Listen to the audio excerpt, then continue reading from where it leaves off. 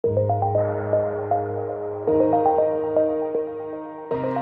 you to ETAG for giving me 10 minutes of your time to share with you some of our plans for Johnnie Walker and investing in Scotch whisky tourism in Scotland, but also here in Edinburgh. But before we look to the future, I'd like you to join me in a little walk through the past.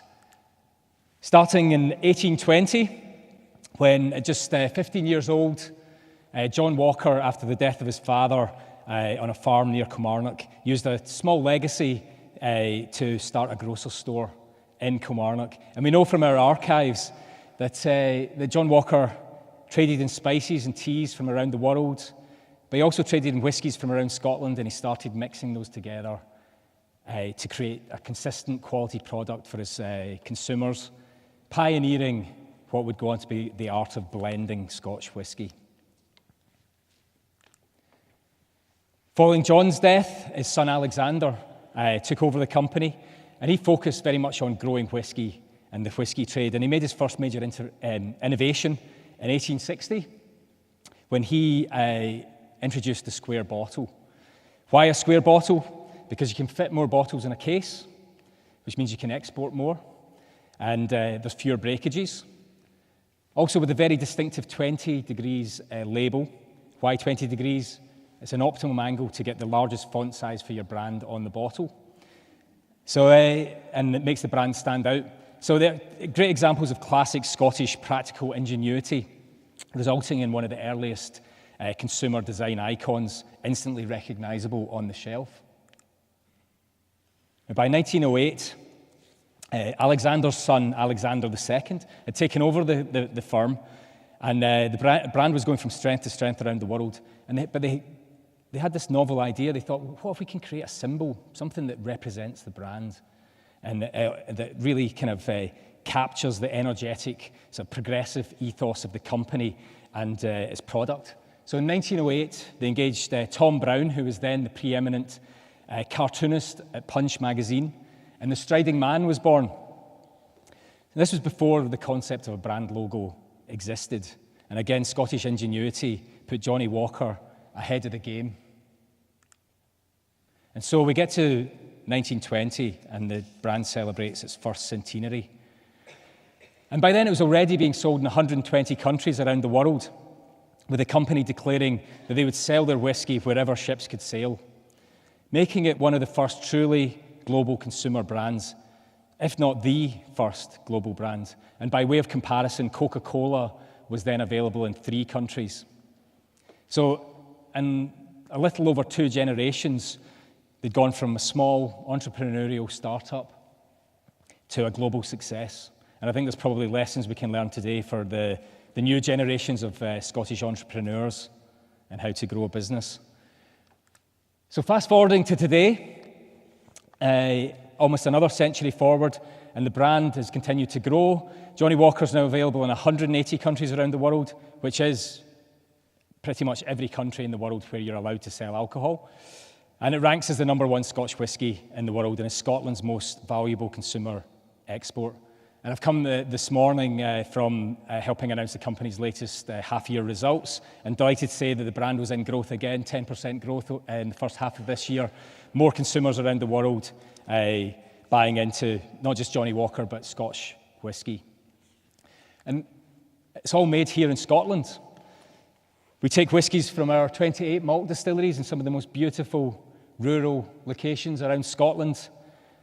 It's made by our skilled craftspeople, from distillers to coopers, coppersmiths, to our team of 12 blenders who are the real custodians of the Walker legacy, still drawing on the very same skills that were mastered by John and the 2 Alexanders, still rooted, living and working here in Scotland. So now, as we approach the second centenary of Johnnie Walker, we're ready to take those 200 years of heritage and to step into the future, not just for the brand Johnnie Walker, but also looking at what's the future for Scotch whisky, and also how can we put Scotland and Edinburgh at the forefront of a 21st century boom in experiential travel. Because what we are seeing around the world is a really strong trend and experiential visitor attractions for major global brands. European cities with which Edinburgh competes have already got these global brand attractions. For example, one of our closest neighbours and competitors, Dublin, has already got 2 in Guinness and Jameson whiskey. Stockholm with Absolut Vodka, Amsterdam with Heineken, and the list goes on, and further afield from Europe, we're seeing the same trends. Now, Johnnie Walker is a bigger brand than any of those brands, yet Scotland doesn't have an equivalent global attraction. So last year, we announced a £150 million investment programme for Scotch whisky tourism, the biggest programme of its kind seen in the industry. And that we aim to transform our visitor experiences at distilleries across Scotland.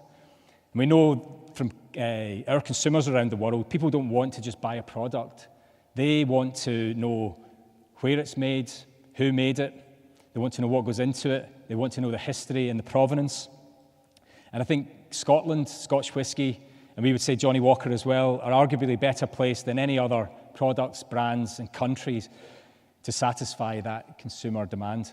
And we've seen terrific success in Scotch whisky tourism over the last few years, with almost 2 million visitors a year now visiting our distilleries as an industry around Scotland. But we believe there's a lot of growth in the future. So the heart of our investment programme is Edinburgh, and our plans for a global flagship Johnnie Walker visitor experience. And we've identified this building at 145 Princes Street as the potential location. It's an incredible heritage building that's, it's probably fair to say, has been a little neglected over recent years. Subject to successful planning, we would hope to restore that building to its former glory and make it a real thriving part of the Edinburgh landscape once again.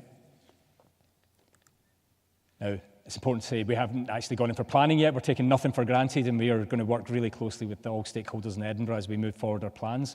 But to share, so I can't really go into a lot of specific detail, but our ambition is to create a full sensory, emotionally engaging visitor experience that goes through the history, the art, the science, and of course the flavours of Scotch whisky.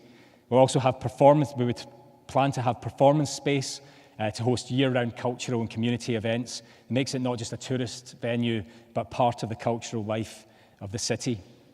And actually, reflecting on what Manuela said, we're going to have lots of state-of-the-art audio-visual technology, but actually what we know from Guinness, where we run the storehouse in Dublin, is that what people remember is the personal interaction. So we'll be investing a lot in the training of the brand ambassadors who will personally guide people on their whisky journey. Importantly, I think, that building, it's not just an amazing building, but it's in a key strategic location in Edinburgh. There's been mention of the St James's Centre to the east, which is going to be an amazing development in that part of the city. We have the castle and the National Museum to the south, which massive tourism magnets. And we believe that with our visitor attraction, we can create something in the west end of the city that will help to balance the tourist landscape in the Edinburgh city centre. So we want Edinburgh to be the starting point of people's whisky journey when they arrive in Scotland.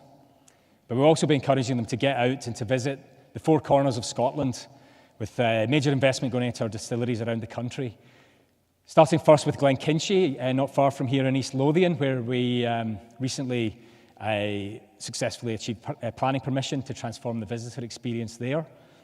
We're in for planning in Killila and Islay, and we're delighted to see, to hear the announcement about a new flight that's going to go direct from Edinburgh to Islay, which is a great development. And then later this year, we'll look at plans for Cardew Distillery in Speyside, Clynelish up in the Highlands, representing the four corners of Johnnie Walker, representing the Lowland, Island, Speyside and Highland whiskies that have been part of the brand ever since John Walker started blending his whiskies in his shop almost 200 years ago. So that's a bit of background on our plans for Edinburgh and for Scotch whisky tourism here, but also in Scotland more broadly. I'm going to be around over lunch, happy to kind of have a chat with anyone. Come and say hello, and I'd be delighted to follow up. Thank you.